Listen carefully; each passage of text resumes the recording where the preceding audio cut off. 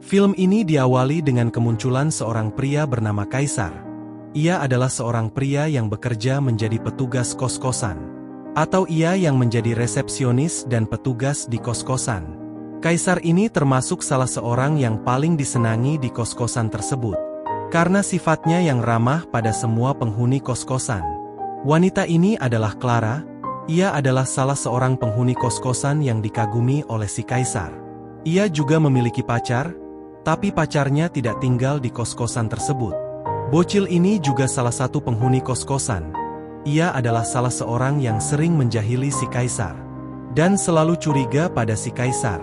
Selanjutnya, Kaisar pun melakukan pekerjaannya seperti biasa.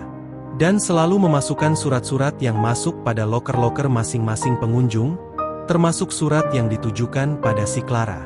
Wanita ini adalah seorang perawan tua. Ia hanya memiliki sepasang anjing yang ia anggap sebagai anaknya. Suatu hari, wanita ini menitipkan anak-anaknya pada si Kaisar. Dan memberitahu jumlah takaran makanan anak-anaknya. Tapi si Kaisar ini yang tidak peduli pada perut anjing, ia pun memberi anjing tersebut sepotong kue pie. Dan jadilah anjing tersebut makan kue tadi, hingga akhirnya diare. Wanita tadi pun jadi galau, tapi Kaisar seolah-olah tidak tahu. Di sisi lain si Clara pun pulang ke kamarnya. Ia membuka sebuah surat yang masuk untuknya, dengan perasaan jengkel. Setelah itu, Clara pun jingkrak-jingkrak kegirangan. Tapi satu hal yang Clara tidak tahu, si tua bangka Kaisar ternyata berada di bawah kolong tempat tidurnya. Si Clara pun akhirnya tertidur, dan Kaisar akhirnya keluar dari kolong tempat tidur tadi. Ia pun mengambil sebotol cairan dan sebuah kain lap. Dan ternyata, ia menempelkan kain lap yang telah dibasahi cairan tadi ke hidungnya si Clara. Dan pastinya itu adalah obat bius. Setelah itu si Clara pun akhirnya benar-benar tidak sadarkan diri. Sedangkan si Kaisar, akhirnya langsung tidur di sampingnya si Clara, dan mulai mengesek-esek si Clara. Setelah tidur berduaan semalaman, si Kaisar pun bangun tepat jam 5 pagi dan pastinya si Clara masih belum sadar, karena pengaruh obat bius. Si Kaisar pun akhirnya keluar, tapi ternyata ia dipergoki oleh si bocil cewek tadi. Dan si bocil ini mengancam si Kaisar, dan meminta sebuah kaset bokep pada si Kaisar. Agar tidak dilaporkan, si Kaisar pun akhirnya terpaksa mengiyakan permintaan tersebut. Selanjutnya Kaisar pun kembali ke rutinitasnya. Dan pastinya ia mandi wajib dulu. Sedangkan si Clara, ia pun bangun pagi dengan wajah yang cantik dan segar. Ditambah lagi dengan boba yang menonjol. Clara pun menerima sebuah SMS dari pengagum rahasianya, dengan wajah yang jutek. Ternyata SMS tersebut dari si Kaisar. Tapi sayangnya si Clara tidak mengetahuinya. Setelah itu, Kaisar pun datang ke sebuah rumah sakit untuk menemui ibunya yang dirawat. Dia selalu curcol pada ibunya tentang kegiatannya sehari-hari. Termasuk ketika ia menyelinap ke kamarnya si Clara, dan menggarap si Clara. Ibunya yang tidak bisa apa-apa hanya bisa menangis mendengar kelakuan si Kaisar. Wanita ini adalah cleaning service di kos-kosan tersebut. Ia membersihkan semua lingkungan kos-kosan bersama dengan anaknya. Dan wanita ini telah bekerja di sana selama bertahun-tahun. Kaisar pun kembali melakukan kegiatannya setiap malam. Ia bersembunyi di ranjangnya si Clara. Si Kaisar ini bisa masuk dengan leluasa karena ia resepsionis. Jadi ia tahu jadwal keluar masuk para penghuni kos-kosan. Ditambah lagi ia juga memegang kunci ganda kamar kos-kosan tersebut. Setelah itu, si Kaisar pun mulai beraksi dengan membius si Clara. Tapi pada malam itu, ia tidak langsung menyetubuhi si Clara. Ia terlebih dahulu mengoleskan cairan pemanggil serangga, dan dioleskan ke seluruh ruangan. Tujuannya agar banyak kecoa, sehingga Clara bakalan takut dan si Kaisar pun menjadi pahlawan. Setiap pagi si Kaisar selalu memasukkan surat-surat cinta pada lokernya si Clara, sebagai pengagum rahasia. Dan si Clara pun selalu merobek surat-surat tersebut. Karena ia tidak tahu dan juga ia sudah memiliki seorang pacar. Suatu hari kamarnya si Clara pun penuh dengan kecoa. Sesuai dengan harapan si Kaisar, Clara pun langsung histeris dan langsung minta bantuan pada si Kaisar. Dan si Kaisar diminta untuk menyemprot ruangan tersebut. Tapi si Clara memutuskan untuk pindah ke rumah ibunya beberapa hari. Dan sedangkan si Kaisar berharap si Clara ini minta ditemani tidur oleh si Kaisar.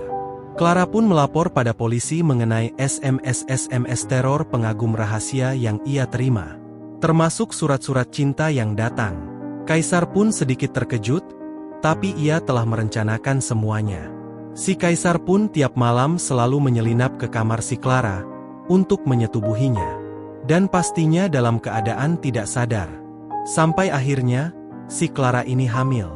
Selanjutnya pihak kepolisian pun akhirnya datang menemui si Kaisar untuk menanyakan mengenai kasus teror yang dialami si Clara. Yang ternyata polisi ini bisa melacak lokasi pengirim pesan-pesan tersebut. Si Kaisar pun menjebak si cleaning service dan anaknya dengan memasukkan surat-surat cinta yang ia bikin dan menyimpan handphonenya ke lemarinya si cleaning service. Hingga akhirnya, si cleaning service ini pun dipecat. Si Kaisar pun kembali menyelinap ke kamar si Clara ketika ia keluar. Tapi anehnya, ia membawa sebuah tas yang berisi perlengkapan. Tapi, tiba-tiba Clara pun datang bersama pacarnya. Dan mereka pun akhirnya bercinta dengan si Kaisar yang menjadi pendengar di bawah kolong tempat tidur. Saat si Clara ini sedang dipusreng pacarnya, obat bius yang disimpan si Kaisar di kasur tersebut jatuh karena kasurnya bergoyang, yang akhirnya tumpah tepat mengenai wajahnya si Kaisar. Kaisar pun akhirnya panik, karena ia bisa pingsan. Ia akhirnya mulai pusing dan mulai meninggalkan kolong tersebut. Lalu si Kaisar pun mencoba berjalan keluar kamar, dengan susah payah dan sempoyongan. Dengan mata yang berkunang-kunang. Ketika ia mencoba membuka pintu kamar, ternyata ia salah membawa kunci. Sedangkan kunci kamar yang benar tertinggal di dalam tasnya. Ia pun akhirnya menyelamatkan diri dengan sembunyi di kamar mandinya si Clara, dan akhirnya ia pun pingsan di bathtub. Keesokan paginya, ia pun terbangun karena si Clara menghidupkan shower. Untungnya si Clara belum membuka tirai bathtub. Di sini si Kaisar pun mulai panik, dan akhirnya ia bisa keluar dari kamar mandi. Setelah itu, Kaisar pun mencoba menyelinap diam-diam untuk mengambil peralatannya. Ketika si Clara sibuk cipokan dengan pacarnya, si Kaisar akhirnya berhasil mengambil tasnya. Tapi sayang ketika ia akan keluar, ia pun ketahuan.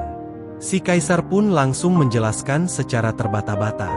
Untungnya si Clara bisa menyelamatkan si Kaisar. Beberapa hari setelah itu, Clara dan pacarnya pun bertengkar setelah kembali dari dokter.